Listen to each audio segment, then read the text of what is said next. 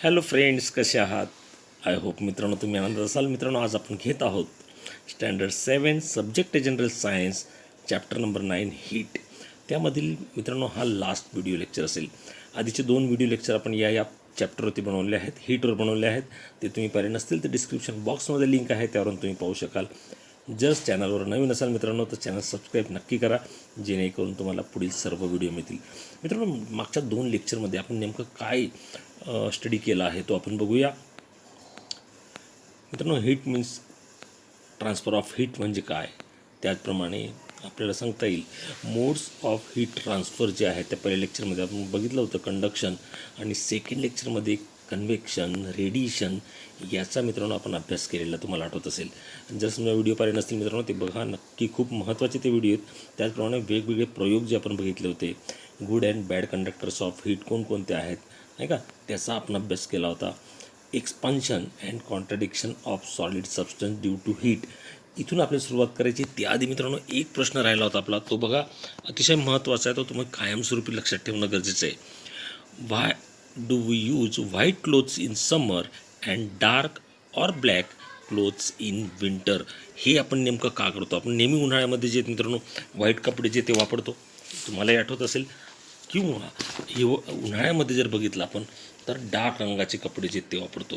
याचं रिझन नेमकं काय असेल? White clothes reflect back the most of falling radiation of the सन.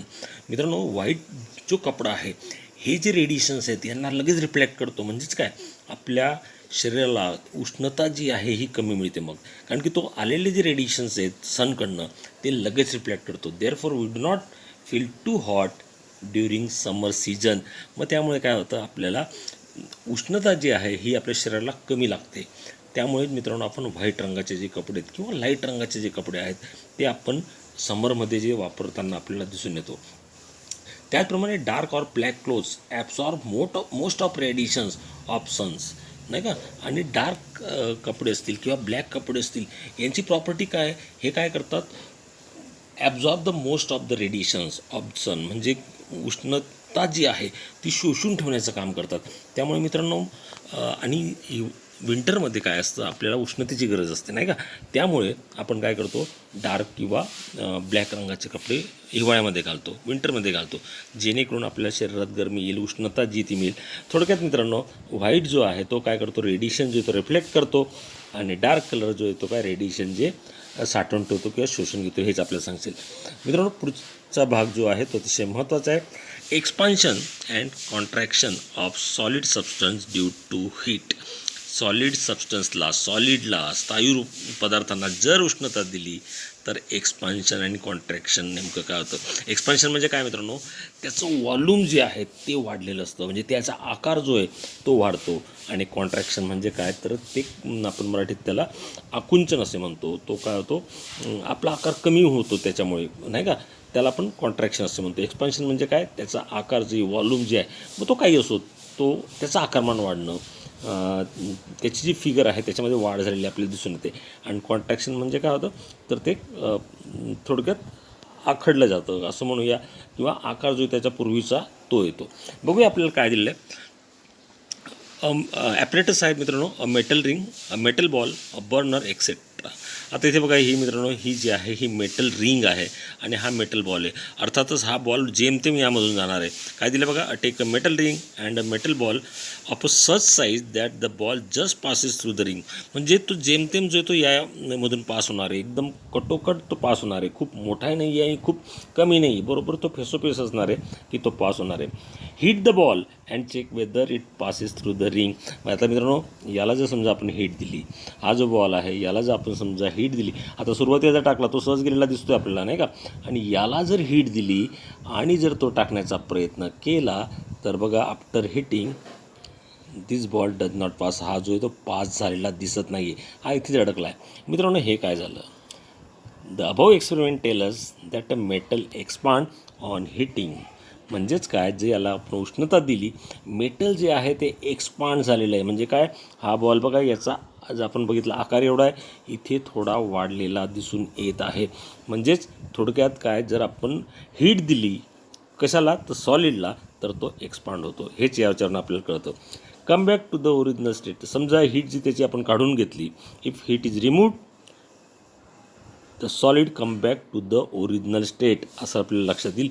तो जो आहे त्याच्या ओरिजिनल स्टेटमध्ये, त्याच्या ओरिजिनल आकारमानामध्ये येतो. हेच आपल्याला यामधून कळतं आहे. However the extent to which different solids expand is different. अर्थात प्रत्येक सॉलिडची एक्सपांड होण्याची प्रॉपर्टी आहे ती वेगवेगळी असणार आहे. हे आपल्याला याच्यामधनं कळतं आहे.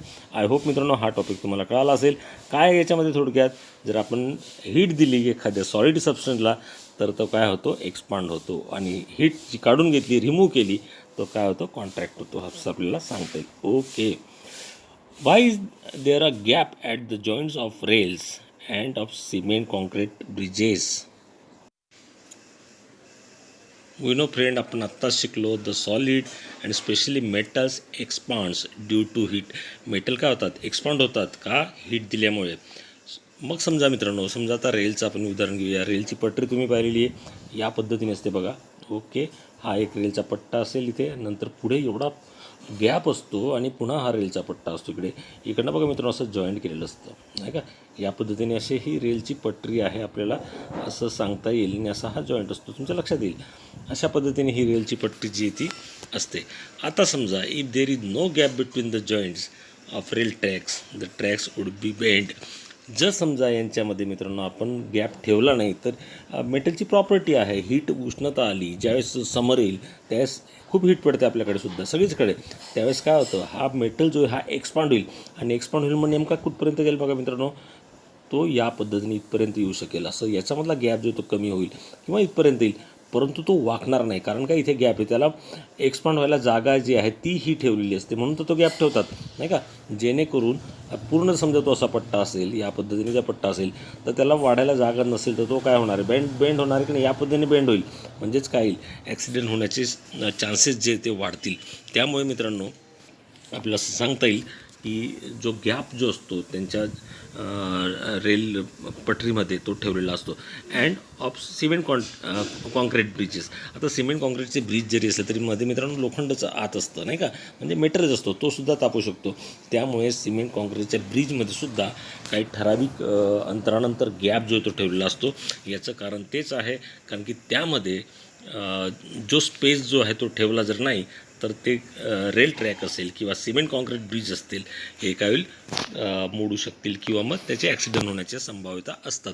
हेच आपल्याला यामधून सांगता येईल. पुढे बघूया मित्रांनो, expansion and contraction of liquids due to heat. आता आपण म्हटलं expansion of contraction of solid due to heat. आता लिक्विडमध्ये नेमकं काय ते आपण बघूया. इथे सुद्धा एक एक्सपेरिमेंट मित्रांनो, अतिशय सोपा आहे तोही सुद्धा. काय बघा, 500 ml कोनिकल फ्लास्क, हा जो आहे मित्रांनो असा जर आकार असेल तर त्याला आपण कोनिकल फ्लास्क असं म्हणतो. 2 होल्डेड रबर स्टॉपर. आता रबर स्टॉपर कुठे लावले तर मित्रांनो इथे रबर स्टॉपर असतं, जे या कोनिकल फ्लास्कचं जे तोंड आहे थोडक्यात इथे, नाही का, इथे हे रबर स्टॉपर असतं. त्याला 2 होल आहेत असं त्यांनी सांगितलं. ऑब्वियसली एक जो आहे तो कशासाठी असणार आहे, ग्लास ट्यूब असणार आहे, मेजरिंग रूलर असेल, थर्मामीटर असेल. ओके, आता आपल्याला सांगता येईल मित्रांनो, ह्या सगळं stand, wire gauge, burner, graph paper, हे सगळं साहित्य असणार आहे. काय करायचं आहे बघा, fill the conical flask completely with the water. पूर्ण वॉटरने जो आहे तो पूर्ण भरायचा आहे. Insert the glass tube and the thermometer in 2 holes of the stopper. त्या स्टॉपरमधनं काय केलं आहे, ते एक ग्लास ट्यूबही टाकली आणि थर्मामीटरही टाकलं आहे. Okay, heat the water with the help of ruler and record. आणि मित्रांनो याला आपण काय करायचं, हीट द्यायची आहे आणि ते रेकॉर्ड ठेवायचे. Record the water level in the glass tube after every 2 degree Celsius rise in temperature. 2 अंश सेल्सिअस टेम्परेचर थर्मामीटरमध्ये वाढलं की जी ग्लास ट्यूब आहे त्यामध्ये त्याची पातळी, पाण्याची लेवल जी आहे ती मोजायची. टेक अबाउट 10 रिडिंग्स, 10 रिडिंग घ्यायचे, जवळपास 10 रिडिंग घेतल्यानंतर observe what happen when heating is stop. मग तुम्हाला लक्षात येईल की नेमकं काय झालेलं आहे. Draw a graph to show changes in water level at the temperature rises. मित्रांनो, when when a liquid is heated the distance between its particle increases. आपण मित्रांनो शिकलो आहे डिस्टन्स बिटवीन त्यांच्यामधलं पार्टिकलमध्ये मित्रांनो किती डिस्टन्स असतं त्यावरून त्याची स्टेट जी ठरत असते. When a liquid is heated the distance between its particle increase. आता त्यांच्यामधलं पार्टिकलमधलं डिस्टन्स जे ते इन्क्रीज झालं तर ऑब्व्हियसली व्हॉल्यूमसुद्धा काय होणार आहे इन्क्रीज होणार आहे. व्हॉल्यूम वाढणार आहे. आपल्याला माहिती आहे आपण आधीच्या पाठांमध्ये शिकलेलो आहोत इंटरमॉलिक्युलर फोर्स जो आहे त्यांच्यामध्ये असतो. आता मित्रांनो या पार्टिकलमधलं डिस्टन्स इन्क्रीज झालं obviously volume is also increases. This is called the expansion of liquids. आणि यालाच आपण काय म्हणतो एक्सपान्शन ऑफ लिक्विड असे म्हणतो. म्हणजेच आता आपल्याला इथे हेच कळतं आहे आपण जर समजा लिक्विडलासुद्धा हीट दिली तर त्याचं एक्सपान्शन होतं. When its temperature falls the liquid contracts. ज्यावेळेस टेम्परेचर कमी होतं त्याचं तर लिक्विड जे आहे ते काय होतं ते सुद्धा मग काय होतं आकुंचन होतं किंवा कॉन्ट्रॅक्ट्स होतं. त्याचं आकारमान जे आहे व्हॉल्यूम जो आहे त्यावेळेस मात्र डिक्रीज झालेला दिसतो. हेच आपल्याला इथे सांगता येईल. ओके मित्रांनो पुढचा टॉपिक बघूया. Use your brain power. काय सांगितलं आहे बघा. Y is mercury or alcohol use in a thermometer. मित्रांनो आपण तर बघितलं आहे मर्क्युरी जो आहे तो थर्मामीटरमध्ये आपण बघितलेला आहे. आपल्या टेम्परेचरसाठी जे थर्मामीटर वापरतो त्यामध्ये मर्क्युरीज असतो. तर मर्क्युरीज का वापरला जातो मित्रांनो because the freezing point of mercury is -39 degree Celsius and boiling point is 357 degree Celsius. कारण की एवढा त्याचा फ्रीजिंग पॉईंट आहे म्हणजे -39पर्यंत टेम्परेचर तर आपलं जात नाही बॉडीचं त्यामुळे तेही त्यामध्ये येतं आणि 357ही जात नाही त्यामुळे आपण तो वापरतो. बऱ्याच ठिकाणी पारा जो आहे मित्रांनो म्हणजेच मर्क्युरी जो आहे हा यासाठी वापरला जातो कारण की त्याचा फ्रीजिंग पॉईंट आणि बॉइलिंग पॉईंटमध्ये खूप मोठा डिफरंट आहे. -39 आणि 357 पॉझिटिव्ह 357 हा त्याचा आहे बॉइलिंग पॉईंट आणि फ्रीजिंग पॉईंट जो आहे तो काय -39 मोठा गॅप आहे त्याच्यामध्ये त्यामुळेच तो वापरला जातो. त्याचप्रमाणे जे मर्क्युरी जो तुम्ही पाहिला असेल तो काय आहे शायनी मित्रांनो चकाकणार आहे त्यामुळे तो सहज दिसतो. त्याचप्रमाणे मर्क्युरी हा ग्लासला चिटकत नाही नाही का तो स्टिक होत नाही ग्लासला त्यामुळे त्याला वापरला जातो. आता राहिला प्रश्न अल्कोहोलचा. तर मग अल्कोहोल का वापरला जातो तर अल्कोहोल मित्रांनो आता ज्यावेळेस -39पेक्षाही कमी टेम्परेचर असेल अशा ठिकाणी त्या ठिकाणी मग याचा जो फ्रीजिंग पॉईंट -39 आहे त्याच्या खाली तो दाखवू शकत नाही. मग अशा ठिकाणी अल्कोहोल जो आहे तो वापरला जातो कारण की अल्कोहोलचा फ्रीजिंग पॉईंट आहे -115 वजा 115 एवढा कमी असल्यामुळे मग तिथे कोणत्याही प्रकारचं टेम्परेचर जे ते आपण मोजू शकतो नाही का. त्यामुळे मित्रांनो अल्कोहोल पासून केलेला थर्मामीटर जो आहे तो अतिशय कमी टेम्परेचर असेल जिथे पारापेक्षाही मर्क्युरीपेक्षाही कमी टेम्परेचर असेल त्या ठिकाणी आपल्याला अल्कोहोल जे आहे अल्कोहोलयुक्त थर्मामीटर जो आहे तो आपल्याला वापरावा लागतो. The lower temperature can be measured only by alcohol thermometer. Okay that is why आपल्याला याचं उत्तर सांगता येईल. ओके पुढे बघूया मित्रांनो. Expansion and contraction of gases due to heat. आता आपण मित्रांनो पाहिलं expansion and contraction of solid due to heat. त्याचप्रमाणे एक्सपान्शन अँड कॉन्ट्रॅक्शन आत्ताच आपण लिक्विडमधलं सुद्धा पाहिलं. आता नेमकं गॅसमध्ये काय ते आपण बघूया. याच्यासाठी ॲपरेटस आहे मित्रांनो glass bottle balloon hot water etcetera. Fix a balloon on the mouth of a glass bottle. आता काय करायचं अतिशय सोपा प्रयोग मित्रांनो हा. एका आपली जी ग्लास बॉटल आहे त्याला आपण काय करणार आहोत तिथे तर बलून जो आहे तो फिक्स करणार आहोत. Hold this bottle in hot water. आणि हीच जी बॉटल आहे ती गरम पाण्यामध्ये ठेवायची. What happens the volume of gas increases on heating. This is called expansion of the gas. मित्रांनो ज्यावेळेस गरम पाण्यामध्ये ही बॉटल ठेवली जाईल त्यावेळेस गॅस जो आहे तो इन्क्रीज झालेला दिसेल. The volume of gas increases on heating. म्हणजेच काय this is the called expansion नाही का. ज्यावेळेस गॅस जो इन्क्रीज होणार आहे त्याचं व्हॉल्यूमसुद्धा इन्क्रीज होणार आहे नाही का. त्यामुळे मित्रांनो आपल्याला असं सांगता येईल on the other hand removing heat the volume of gas decreases. This is called contraction of the gas. Okay I hope मित्रांनो हे तुम्हाला तिघही समजले असतील. आता पुढे बघूया पुढचा टॉपिक जो आहे तो नेमका काय दिलेला आहे ग्रेट सायंटिस्ट. आता ग्रेट सायंटिस्टच्या बाबतीत तिथे आपल्याला माहिती दिलेली आहे ती बघूया. त्यांनी नेमका कोणता शोध लावला आहे हे आपल्याला याच्यावर कळणार आहे. सर जेम्स ड्युअर नाही का हे त्यांचं नाव दिलेलं आहे. इज अ स्कॉटिश सायंटिस्ट म्हणजे स्कॉटलँडमधले ते आहेत. He is made the first thermos flask in 1892. That is why it is called Dewar flask. Even today, Dewar flask is used for keeping a substance cold or hot. आत्तासुद्धा मित्रांनो तुम्ही पाहिले असतील आपल्याकडे किंवा हॉटेलमध्ये तरी निदान पाहिले असतील, चहासाठी कॉफीसाठी जिथे गरम ठेवण्यासाठी थर्मॉस आपण त्याला म्हणतो बघा मित्रांनो, नाही का. तो थर्मॉस फ्लास्क जो आहे तो वापरलेला दिसून येतो. आता नेमका हा काय, याचं काय कन्स्ट्रक्शन नेमकं कसं आहे ते आपण बघूया. Okay, you might have seen a thermos flask used for keeping a tea, coffee, milk, etc. hot or शरबत cold for a long time. म्हणजे हॉटसुद्धा किंवा कोल्ड सबस्टन्ससुद्धा आपण त्याच्यामध्ये ठेवू शकतो. आणि कारण काय, ते शेवटपर्यंत कोल्ड असेल तर कोल्ड राहणार आहे आणि समजा हॉट असेल तर ते हॉट राहणार आहे.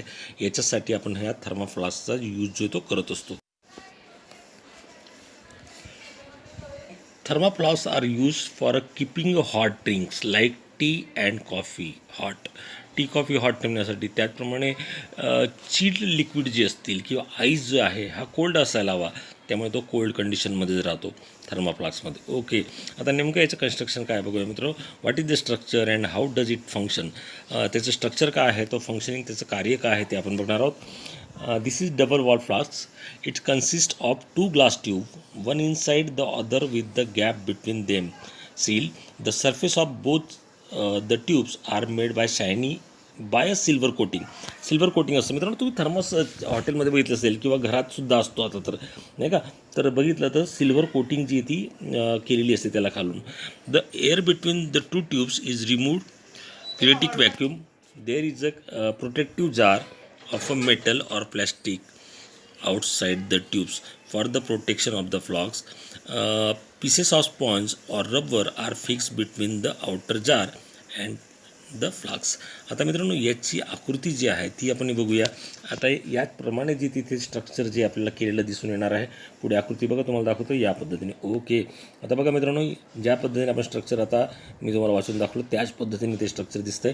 तर काय बघा, आता हॉट आणि कोल्ड लिक्विड यामध्ये हे ठेवलेलं असणार या पद्धतीने.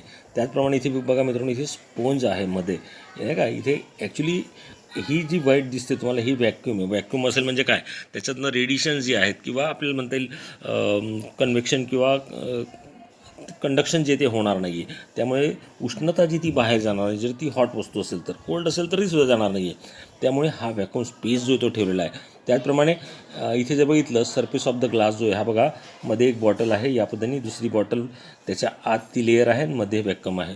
आता इथे स्प्रिंग दिलेली आहे, कारण काय, जेणेकरून त्याला सपोर्ट मिळावा. खाली रबर सपोर्ट दिलेला आहे त्याला.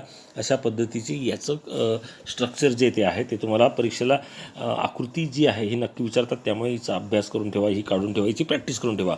Okay, function of the thermoflask. याचं फंक्शन काय, when hot substance is placed in thermos flask, the heat going out get reflected due to the shiny surfaces of the inner tube.